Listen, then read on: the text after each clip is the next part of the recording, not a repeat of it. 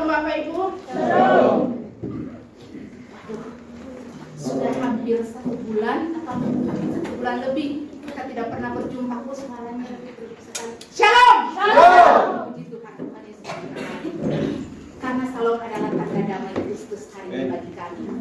Saya percaya bahwa selama PPKM kita tidak berjumpa, tetapi kasih Tuhan tetap menyertai kita semua.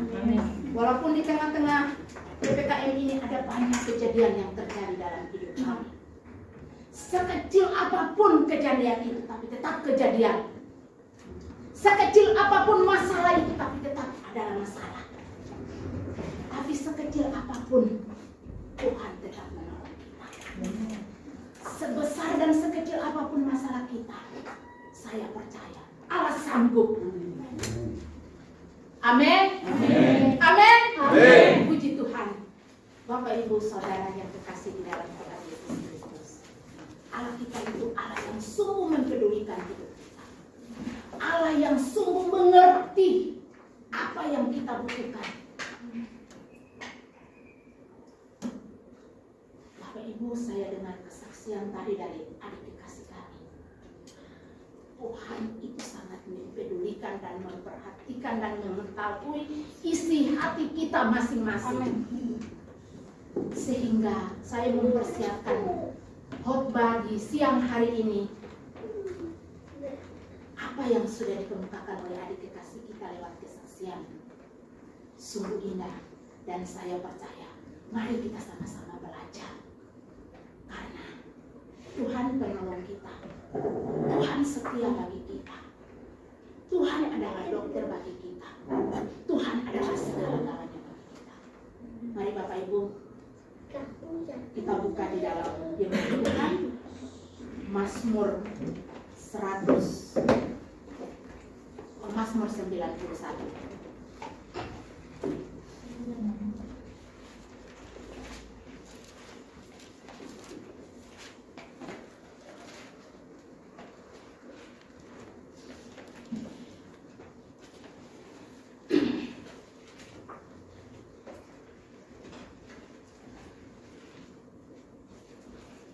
Bapak Ibu, di dalam Mazmur 91 sebelum kita baca, saya mau katakan bahwa Mazmur 91 ayat 1 sampai 16. Saya ambil perikop dari judul khotbah saya lewat Mazmur 91 ayat 1 sampai 13, yaitu Tuhan adalah perlindungan dan kubu pertahanan kota benteng yang teguh. Apabila ibu-ibu, saudara yang kekasih di dalam Tuhan Yesus Kristus, kami semua yang hadir, yang dikasihi Tuhan Yesus, di sepanjang kehidupan manusia, kita ada di dunia ini bukan atas kehendak kita pribadi, bukan atas kehendak orang tua, bukan kehendak suami, bukan atas kehendak istri, tetapi atas kehendak Tuhan sendiri. Maka kita ada di dunia ini. Oleh karena itu, Bapak Ibu Saudara yang terkasih dalam Tuhan Yesus Kristus, Tuhan itu sangat berarti di dalam kehidupan kita. Di sepanjang kehidupan kita selama pandemi ini, banyak hal yang kita lalui, banyak hal yang kita alami, tetapi Tuhan jadikan kita sebagai anak-anak. Kenapa saya bilang Tuhan sangat berarti dalam kehidupan kita? Karena kita adalah anaknya, kita adalah ahli warisnya. Kenapa saya bilang kita adalah anak, kita adalah ahli waris? Karena selama pandemi ini, yang kurang lebih hampir 2 tahun atau 1,5 tahun, bahkan PPKM sampai 1 bulan atau 1 bulan lebih ini, tidak ada kurang sesuatu apapun. Walau badai tantangan datang menghantui kami jemaat JKI, tapi tidak ada seorang pun yang kurang di antara kita. Tidak ada seorang pun yang berkekurangan, mati kelaparan atau sakit penyakit yang ada sementara berada di dalam rumah sakit. Tetapi Tuhan memberikan ada di rumah sakit, tapi Tuhan tidak membiarkan sampai berlarut-larut dalam rumah sakit. Tuhan tetap menyertai kita sampai detik ini. Sekalipun di antara kita semua ada yang tidak hadir, tapi saya percaya Roh Kudus tetap menyertai dan membimbing di rumah dan ada sehat sampai detik ini pun. Sekalipun tidak hadir bersama-sama dengan kita. Bapak Ibu Saudara yang terkasih dalam Tuhan Yesus Kristus. Kenapa saya katakan seperti ini? Karena kita diberikan Allah sebagai perlindungan dan kubu pertahanan kota benteng yang teguh bagi kita. Siapa yang tidak pernah tahu bahkan andalkan Tuhan sebagai perlindungan dan kota benteng dalam hidup kita, angkat tangan. Saya percaya tidak ada. Karena tidak ada, maka kita semua ada di tempat ini. Dan semua cakap, semua cantik, bahkan semua sehat. Amin. Amin. Puji Tuhan. Oleh karena itu mari kita baca kebenaran firman Tuhan. Mazmur 91 ayat 1 sampai 13. Dalam lindungan Allah. Orang yang tunduk dalam lindungan yang maha tinggi dan malam akan berkata kepada Tuhan, tempat perlindunganku dan tubuh pertahananku, Allahku yang percayai. Sungguh Dialah yang akan melepaskan engkau dari jerat penangkap burung dan penyakit sampar yang busuk. Dengan kepatnya Ia akan menudungi engkau, di bawah sayapnya engkau akan berlindung. Kesetiaannya ialah perisai dan pagar tembok. Engkau tak usah takut terhadap kedahsyatan malam, terhadap panah yang terbang di waktu siang, terhadap penyakit sampar yang berjalan di dalam gelap, terhadap penyakit menular yang mengamuk di waktu petang. Walau 1000 orang rebah di sisimu dan 10.000 di sebelah kananmu, tetapi itu tidak akan menimpamu. Engkau hanya menontonnya dengan matamu sendiri dan melihat pembalasan terhadap orang-orang fasik. Sebab Tuhan adalah tempat perlindunganmu, yang maha tinggi telah kau buat tempat perteduhanmu.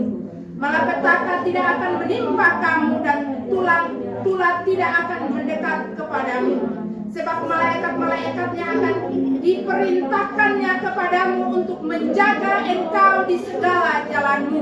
Mereka akan menantang engkau di atas tangannya, supaya kakimu jangan terantuk kepada batu. Singa dan ular tedung akan kau langkahi. Engkau akan menginjak anak singa dan ular naga. Sungguh hatinya melekat kepadaku, maka aku akan meluputkannya. Aku akan membentenginya, sebab ia mengenal namaku. Bila ia berseru kepadaku, aku akan menjawab. Aku akan menyertai dia dalam kesesakan. Aku akan meluputkannya dan memuliakannya. Dengan panjang umur akan kukenyangkan dia, dan akan kuperlihatkan kepadanya keselamatan daripadaku. Amin. Tuhan Yesus memberkati. Bapak Ibu Saudara yang terkasih di dalam Tuhan Yesus Kristus. Firman Tuhan hari ini sangat jelas bagi kita. Bahwa Tuhan adalah perlindungan, Tuhan menjaga kita dari apa saja. Dari Mazmur 91 ayat 1 sampai 16 ini sempurna.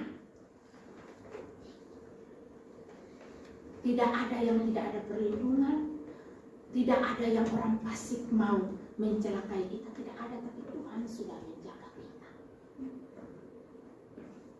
Kenapa sampai saya ambil topik khotbah saya di siang hari ini? Tuhan adalah perlindungan dan kubu pertahanan kota benteng yang teguh. Karena saya merasa bahwa kalau bukan Tuhan yang menjadi perlindungan bagi kita, kalau bukan Tuhan yang menjadi kota benteng bagi kita, maka hari ini kita sudah tidak ada di tempat ini. Karena apa? Bapak Gembala sakit. Saya dan Pak Oki kena corona.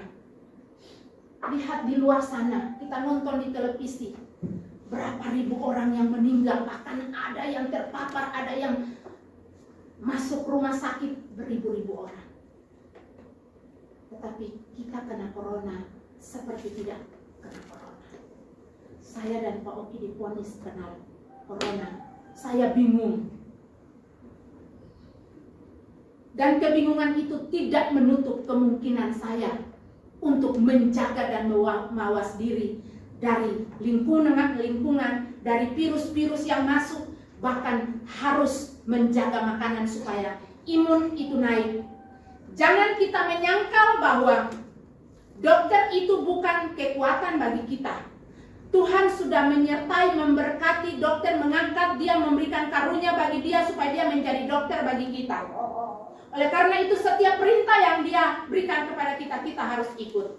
Jangan kita menjadikan dokter kubu pertahanan tetapi kita abaikan perintah dokter. Kita lihat air di dalamnya, kita mau korek air itu tidak bisa. Yaitu ketika iblis mau datang menyerang kita tidak bisa karena ada perlindungan Allah bagi kita. Yaitu saya umpamakan dengan air dalam gelas itu. Tetapi di ayat 5 bilang begini, engkau tak usah takut terhadap kedahsyatan malam, terhadap panah yang terbang di waktu siang, terhadap penyakit, ayat 6, terhadap penyakit sampar yang berjalan di dalam gelap, terhadap penyakit menular yang mengamuk di waktu petang. Walau 1000 orang rebah di sisimu dan 10.000 di sebelah kananmu, tetapi itu tidak akan menimpamu. Bapak Ibu bayangkan, dari terbit matahari sampai terbenamnya, dari terbenam sampai terbit matahari, perlindungan Allah itu tetap ada bagi kita. Penyertaan Allah itu ada bagi kita. Sampai ular tedung, sampai apa sekalipun penyakit, apa sekalipun yang ada tersembunyi di dalam tubuh kita, tetapi Allah sudah menyembuhkannya. Cuma kita merasa kita sakit. Kita merasa kita sakit karena apa? Kita tidak percaya bahwa Tuhan sudah menyembuhkan. Tetapi kalau kita percaya bahwa Tuhan sudah menyembuhkan, berarti ya dan amin. Obat cuma sebagai motivasi bagi kita. Uang motivasi bagi kita. Dokter motivasi bagi kita. Itu kita sakit kita harus ke dokter. Kita sakit kita harus minum obat. Bukan berarti Tuhan menjadi perlindungan dan kekuatan kota benteng kubu pertahanan lalu kita abaikan segala-galanya. Tidak Bapak Ibu. Semua itu Tuhan sudah siapkan bagi kita. Bapak Ibu, saya mau bersaksi. Saya dan Pak Oki kena corona. Pak Oki minum obat vitamin, Pak Oki lemas. Bayangkan yang dikasih oleh dokter, itu obat corona, obat vitamin corona, supaya katanya untuk menambah imun tubuh. Tapi saya percaya, Tuhan izinkan semua itu terjadi supaya apa? Di saat kita mengalami corona di rumah, setiap saat tidak ada pakai, tunggu kita istirahat dulu atau kita nanti besok atau Pak Oki ke pulang kantor baru kita ada pujian penyembahan. Tidak. Kita renungkan betapa baiknya Tuhan dalam hidup kita. Sehingga ada pujian penyembahan. Bukan saja pujian penyembahan kita berdoa untuk pribadi kita. Tetapi kita melihat semua orang di luar sana. Karena Tuhan mengutus kita. Tuhan mengutus kita itu Bapak Ibu. Bukan saja untuk jemaat di tempat ini. Tuhan mengutus Bapak Gembala bukan saja untuk jemaat GKI. Tuhan mengutus saya bukan saja untuk suami saya. Tuhan mengutus ibu Gembala bukan untuk Bapak Gembala dan anak-anaknya saja. Tetapi menjadi ibu Gembala bagi kita semua. Menjadi teman, menjadi semua bagi kita. Oleh karena itu, mari Bapak Ibu. Firman itu segala-galanya bagi kami. Firman penghibur bagi kami. Firman menjadi kekuatan bagi kami. Firman itu adalah penyembuh bagi kami, dokter bagi kami. Tapi firman itu menusuk yang paling pedis dalam hidup kami juga. Yang mematikan segala akal pikiran yang di luar kehendak Tuhan. Yang mematikan iri dengki kita, keras kepala kita, keangkuhan kita. Yang mematikan mulut kita yang suka meleter, mata kita yang suka memandang. Lalu kita harus mendikte orang, kita harus menghakimi. Bapak Ibu, mari kita koreksi kita masing-masing. Sekalipun kita sudah memuji, menyembah, kita mendapat hadirat Tuhan, tetapi kita adalah umat kepunyaan Allah yang masih berdosa. Siapa yang merasa diri tidak berdosa, sini angkat tangan. Saya di atas altar ini, Bapak Gembala yang memimpin kita jemaat GKI pun, kita masih berdosa. Sekecil apapun berdosa. Setiap masalah yang datang kepada kita merupakan ujian. Itu Tuhan mau mengikis kita masing-masing. Tuhan mengikis mulut kita. Ada firman Tuhan bilang begini, ketika mulut yang berbuat dosa, Tuhan bilang lebih baik potong mulut itu daripada karena mulut kita masuk neraka, dan semua tubuh ini masuk neraka. Daripada mata ini berbuat dosa, cungkel mata yang sebelah ini, kalau mata sebelah berbuat dosa, tinggal mata yang tidak berbuat, cungkel dan buang. Daripada sebelah mata, semua tubuh ini masuk neraka. Tuhan tidak izinkan. Maka yang kita sakit itu Tuhan mengikis kita supaya lebih taat, lebih setia. Ibu, saya melihat kita pribadi semua kita masih menghakimi orang. Kita jemaat kita masih memandang pimpinan itu salah karena dia sakit dia begini. Memandang teman itu oh karena dia begini maka dia harus kena penyakit. Jangan kita suka menghakimi orang. Kadang-kadang hamba Tuhan itu dia punya karunia ada. Bahkan Bapak Ibu semua punya karunia, tapi Bapak Ibu tidak mengerti. Karena apa? Kita tidak taat setia dulu di bawah kaki Tuhan. Kalau saya berdoa tidak mendapat sesuatu dari Tuhan, saya mengoreksi saya punya diri. Kadang-kadang habis berdoa, Bapak Ibu saya tidak sombong dengan suami saya. Memang kalau dilihat mata manusia itu orangnya tidak layak karena banyak melakukan hal yang tidak berkenan di hadapan Tuhan. Itu dilihat dari mata manusia. Saya tidak mau bersaksikan orang. Langit menular yang mengamuk di waktu malam, Tuhan jaga kita semua. Tetapi mari kita lihat di ayat 8. Engkau hanya menontonnya dengan matamu sendiri dan melihat pembalasan terhadap orang fasik. Di sini ketika ada orang fasik, pasti ada orang benar. Bapak Ibu, dari ayat 1 sampai ayat 7, kalau kita jadi orang-orang benar, kita menikmati itu semua. Tapi kalau kita jadi orang fasik, ayat 1 sampai ayat 7 ini kita tidak akan menikmatinya. Satu pun kita tidak ada menikmati. Walaupun kita punya usaha, tapi saat ada saja kendala. Kendala itu berlarut-larut, tetapi tidak ada jalan keluar. Walaupun kita sakit, tetapi tangan Tuhan itu tidak panjang. Kata firman Tuhan di dalam Yesaya 51 tidak salah bahwa tangan Tuhan tidak panjang, tidak kurang panjang untuk menyelamatkan kita. Tapi kalau kita ada di dalam orang fasik berarti mungkin tangan Tuhan itu pendek karena kebalikan. Tidak ada penyertaan Tuhan bagi kita. Tidak ada kesembuhan yang kita lihat. Tetapi ada saja mungkin sakit itu berlarut-larut. Ya, perut sakit, dia naik lagi, ya mungkin di jantung, mungkin di mana saja, yaitu yang namanya oleh medis itu komplikasi. Banyak hal. Tetapi kalau kita sadar bahwa Tuhan adalah kubu pertahanan, perlindungan bagi kita, maka kita mengecap seluruh firman Tuhan yang ada, karena firman Tuhan menjanjikan ya dan amin. Ketika engkau sembuh, ada penyembuhan. Ketika engkau sakit, Tuhan ada pembela, dokter bagi kita. Tidak ada yang lain. Ketika engkau susah, tangan Tuhan akan menyelamatkan kamu, akan memberi kemenangan bagi kamu, akan menolong kamu. Tetapi kalau kita terlibat di dalam jalan orang fasik yang ada di ayat 8 ini, karena ada orang benar dan ada orang fasik. Jangan kita merasa senang dengan ayat ini yang 1 sampai ke 7. Tetapi di sini ayat 8 bilang ada orang fasik, berarti ada orang benar. Bapak Ibu, orang fasik itu yang tadi saya katakan. Mulut kita nih, mata kita masih memandang. Ketika mata kita masih memandang, kita belum langsung kasih tahu untuk orang, tetapi kita masih menilai dulu. Nanti kalau sudah tidak tahan, iblis tinggal korek-korek bahwa katakan bahwa dia tuh begini, katakan. Maka mulut ini mulai mengucapkan kata-kata yang tidak beres. Tetapi ketika mulut ini berarti kita menunjuk orang lain, mari kembali. Ketika mulut ini berbicara, jangan menunjuk orang lain, tetapi tunjukilah diri kita sendiri.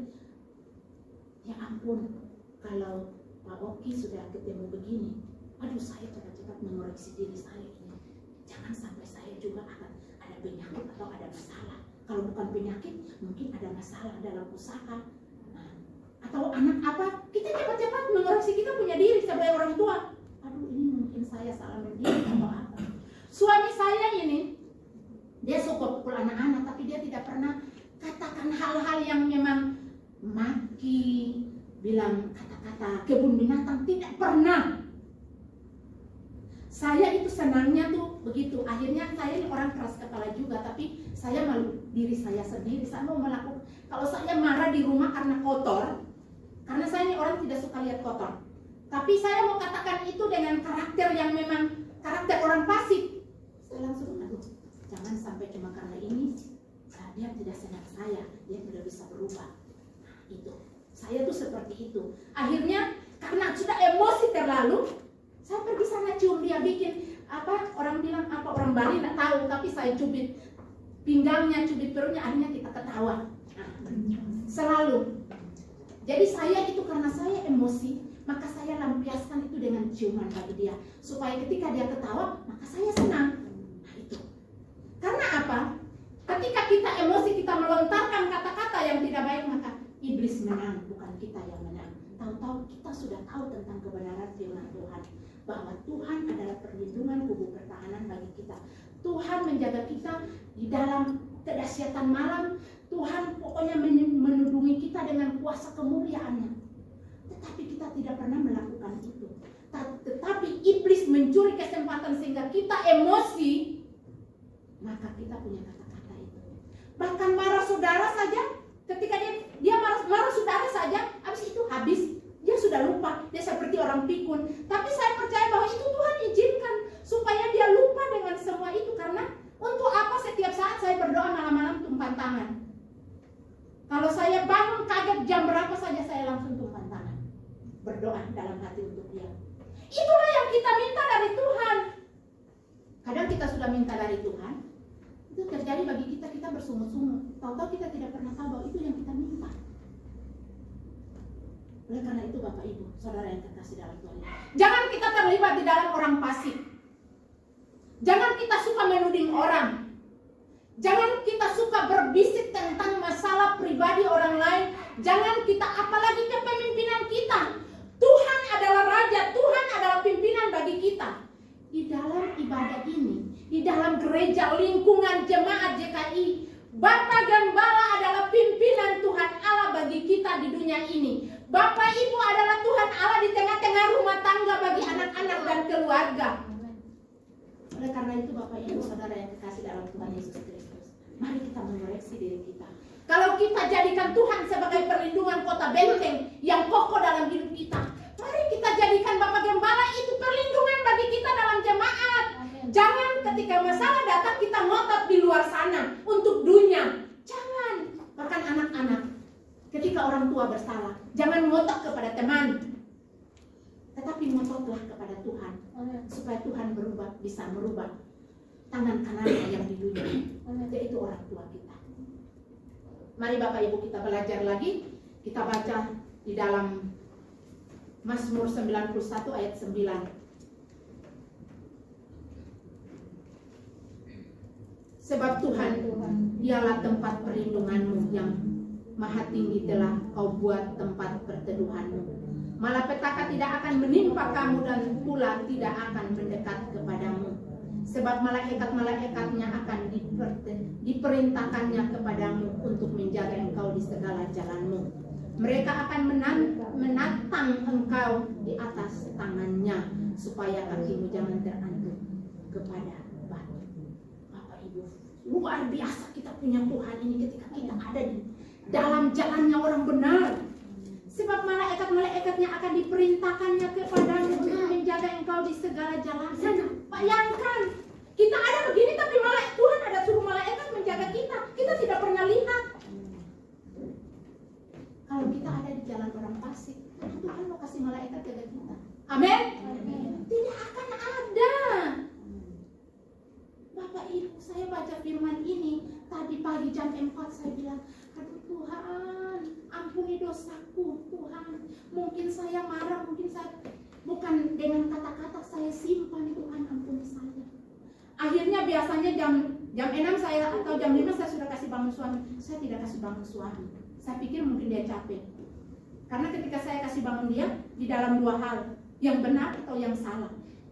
Itu Bapak Ibu, sekecil apapun perbuatan kita, kalau itu salah tetap salah. Kalau itu di luar kehendak Tuhan, itu tetap salah. Tidak pernah ada yang benar. Sekecil apapun. Oleh karena itu saya bilang, saya baca firman Tuhan ini, saya bilang, Tuhan biarlah firman ini bagian dari hidupku Tuhan. Ubah saya Tuhan, tegur saya Tuhan, uji saya terus Tuhan. Saya mau dimurnikan sampai Engkau datang.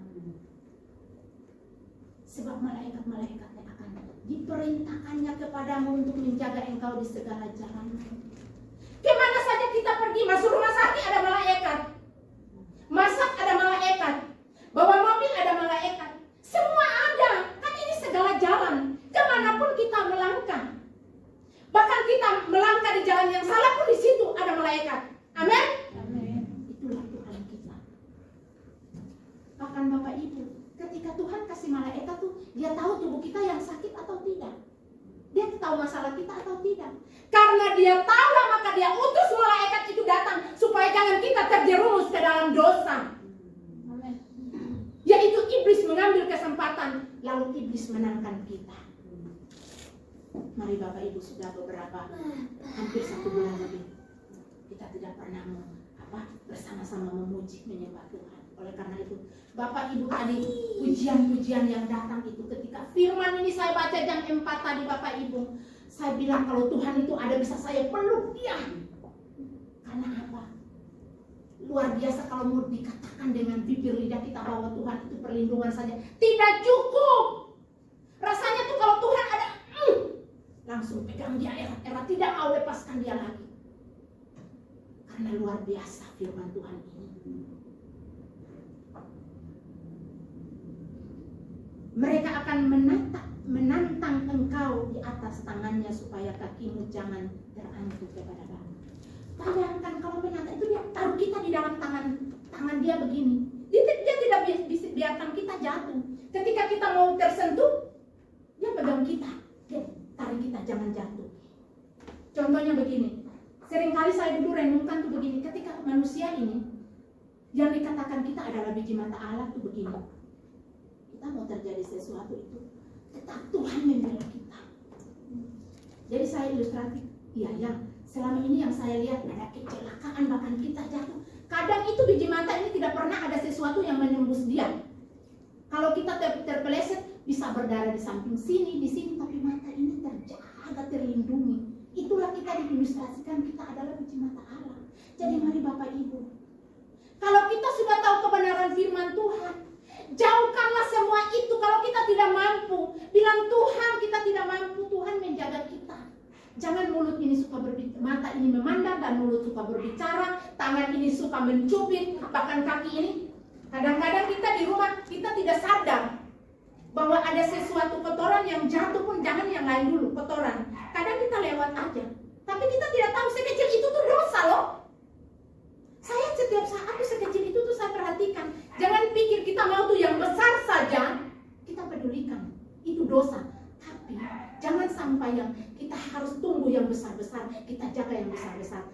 Tapi saya mau bilang, ada tetapinya. Ada tetapinya. Masa sih sorga itu milik kepunyaan orang benar dan karena kasih karunia Tuhan. Kadang orang cuma bilang, kalau kita masuk kerajaan sorga itu kemurahan Tuhan, kasih karunia Tuhan. Iya, tapi kamu melakukan yang benar dulu. Kalau kamu tinggal jahat terus dan kamu tidak mempedulikan apa yang Tuhan kasih, lalu sorga itu memilih kamu. Orang yang benar saja hampir-hampir tidak masuk dalam kerajaan sorga, apalagi orang yang seperti itu. Mari Bapak Ibu, firman ini sepertinya tuh untuk saya itu, ya Tuhan tuh sungguh baik sekali. Saya tidak bisa sampaikan dengan kata-kata saya lagi, cuma saya sampai jam berapa? Jam 7, dari jam 4 sampai jam 7, karena saya persiapan firman Tuhan, saya duduk berdoa, saya menangis buat Tuhan. Karena apa? Di setiap jalan kita saja, kemana saja kita ada, Tuhan utus malaikat, maka dia taruh kita di dalam tangannya. Kita mau buat apa? Kita ada di dalam tangannya yang besar. Kita lihat Tuhan punya tangan di gambar-gambar itu cuma kecil, tapi saya percaya bahwa tangan Tuhan itu sebesar dunia ini. Karena dia yang menciptakan dunia, maka dia tetap taruh kita di dalam tangannya. Tidak ada firman bilang bahwa orang benar Tuhan taruh di atas tanah atau jatuh sampai tidak bangun-bangun, tetapi kita jatuh tidak sampai tergeletak, tetapi Tuhan menjaga dan menopang. Itulah Tuhan. Mari Bapak Ibu kita belajar terus, sehingga singa dan ular tedung akan kau langkahi, engkau akan menginjak anak singa dan ular naga. Bayangkan singa dan ular tedung aja kau langkahi. Singa dan ular tedung ini kalau dilihat dengan, kita dengar dengan telinga manusia, wow, ini sudah sangat parah. Saya tuh paling takut ular, tetapi selama ini Tuhan tidak izinkan saya berjalan, walaupun kita sama Pak Uki ke kebun pun tidak. Saya di Papua, orang Papua itu Bapak Ibu, mereka ada punya gelang warna hitam karena mereka takut ular. Katanya itu tanda supaya jangan ular dekat mereka. Tapi selama ini saya belum ada diganggu oleh ular. Oh, pernah ada diganggu oleh ular. Orang mengutus ular datang untuk saya selama 3 kali. Tetapi masa sih saya tidur begini, ular lewat begini? Tapi tidak, saya tetap dilindungi. Yang tadi firman Tuhan bilang bahwa Tuhan utus malaikatnya untuk melindungi kita.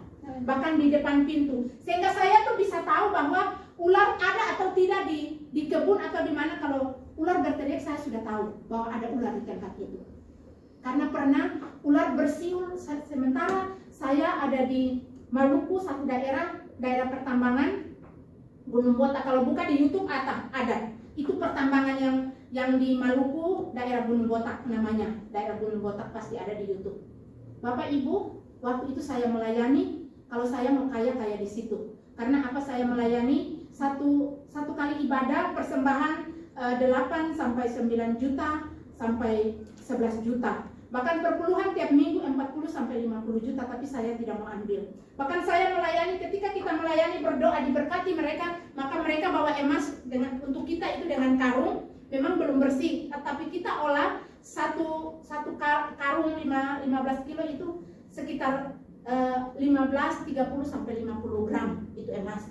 Tapi selama saya melayani 6 tahun saya tidak pernah ambil satu karung pun dari orang yang saya layani, Islam atau Kristen, saya tidak pernah ambil. Tetapi Tuhan memberkati saya sungguh luar biasa.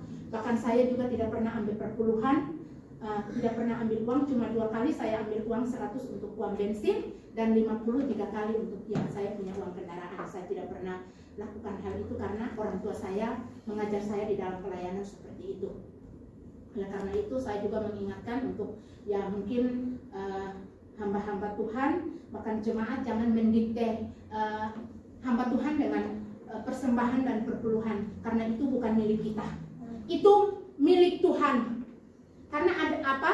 Di Maleakhi 3 ayat 10, mungkin saya keluar sedikit dari khotbah saya. Maleakhi 3 ayat 10 dan 11 dan 12 bilang, bawalah 1/10 perpuluhanmu ke rumah perbendaharaan, maka di situ ada persediaan makanan bagimu. Ujilah aku, maka aku akan bukakan tingkap-tingkap langit kepadamu dan curahkanlah berkat. Bapak Ibu, itu bukan hak kita, hak pimpinan atau hamba Tuhan. Karena itu hasil dia punya gaji, bahkan dia punya makan, bahkan dia mungkin memperluas gereja ini, kita tidak boleh tahu. Kita tidak boleh berurusan dengan itu. Saya pernah khotbah di Timur, jemaat itu tidak hadir cuma karena perpuluhan. Maka saya kupas tentang perpuluhan. Jemaat bahkan siapapun tidak boleh berurusan dengan perpuluhan dan sebagainya, tidak boleh. Saya mau buat seperti apa, itu urusan saya. Karena apa? Itu makanan dan itu perbendaharaannya di situ, di pimpinan hamba Tuhan. Jadi kita tidak boleh mendikte siapapun tentang itu perpuluhan. Kita punya tugas, ketika Tuhan memberkati kita, kita jadikan Tuhan sebagai kubu pertahanan dan perlindungan, maka kita punya tugas hanya memberi. Karena Tuhan sudah memberkati kita, kita tugas memberi. Tetapi kita tidak boleh punya tugas untuk mendikte hamba perpuluhan persembahan itu dikemenakan, kita tidak boleh. Amin. Karena itu Bapak Ibu, maaf saya keluar sedikit dari khotbah saya di siang hari ini. Mari lagi kita belajar tentang ayat 14. Sungguh hatinya melekat kepadaku, maka aku akan meluputkannya. Aku akan membentenginya sebab ia mengenal namaku. Firman Tuhan, sungguh hatinya melekat. Ketika hati kita melekat kepada Tuhan, maka dia tetap menjaga, melindungi kita. Tuhan membentengi kita. Kalau hati kita tidak melekat kepada Tuhan. Bapak Ibu, hati kita melekat kepada Tuhan itu seperti apa?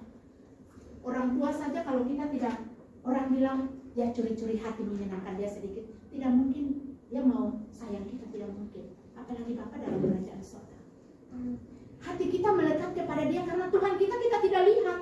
Maka apa yang kita berikan kepada dia? Pujian, penyembahan kita berikan kepada dia, menyenangkan hati dia. Di setiap pagi, di setiap sore kita menyenangkan hati dia. Di setiap jalan kita, ketika kita mendapat masalah, jangan kita lari kepada dunia. Ketika kita dapat masalah, jangan kita lari kepada sana sini dukun atau apa, tetapi mari kita menyenangkan hati dia. Kita bawa hidup kita kepada dia, memberitahukan apa yang kita butuhkan kepada dia. Dia akan memberikan kepada kita. Waduh, firman ini tadi pagi saya baca itu luar biasa. Saya mau baca dan baca. Bila ia berseru kepadaku, aku akan menjawab. Bayangkan Bapak Ibu. Dia bilang, ketika kita berseru, apa saja yang kita berseru. Jangan berseru kepada suamimu ketika suamimu nakal. Jangan berseru kepada istrimu ketika istrimu mengatur uang tidak baik. Berserulah kepada Tuhan. Nanti Tuhan yang mengatur. Aku akan menyertai dia dalam kesesakan. Aku akan meluputkannya dan memulihkannya. Bayangkan. Mau berseru apa? Berseru juga. Nanti dia bilang, wah saya yang kerja. Nah, kalau istri marah suami marah istri, ya saya capek. Ada saja. Itu saya. Ada saja kita punya kata-kata yang keluar. Tetapi kata firman Tuhan dalam ayat 15 bilang begini. Bila ia berseru kepadaku, aku akan menjawab, aku akan menyertai dia dalam kesesakan, aku akan meluputkannya dan memulihkannya. Berseru kepada Tuhan, dia akan pulihkan kita punya suami, dia akan pulihkan kita punya usaha, dia akan menyembuhkan kita dari sakit penyakit. Dengan panjang umur akan kukenyangkan dia dan akan kuperlihatkan kepadanya keselamatan daripada. Waduh, semua dia sudah berikan. Yang terakhir, sampai umur dia kasih panjang. Yesaya 46 ayat 6, tidak salah. Tuhan bilang, aku akan menggendongmu dari masa muda sampai tua. Sungguh luar biasa, Bapak Ibu. Bahkan ini yang dia sudah bilang, dia kasih panjang umur, dengan panjang umur akan kukenyangkan dia. Kalau dengan manusia, kenyang itu perut ini kan? Tapi kalau dengan iman, dengan bahasa rohani, berarti damai sejahtera, sukacita, kekuatan, kesehatan, berkat berkelimpahan, jauhkan kita dari segala mara bahaya, kesakitan sampai kepada maut. Selesai. Mau apa lagi? Sudah sempurna Allah kita.